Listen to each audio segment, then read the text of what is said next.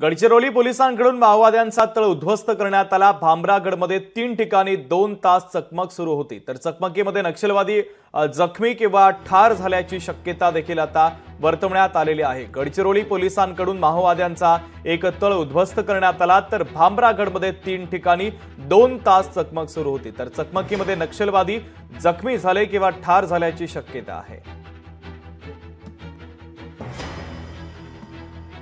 तर गडचिरोली पोलिसांच्या वतीने माओवाद्यांचा हा तळ उद्ध्वस्त करण्यात आल्याचं कळतंय। भामरागडमध्ये 3 ठिकाणी 2 तास माओवादी आणि पोलीस यांच्यामध्ये ही चकमक सुरू होती। तर चकमकीमध्ये नक्षलवादी जखमी किंवा ठार झाल्याची देखील शक्यता आता वर्तवण्यात आलेली आहे।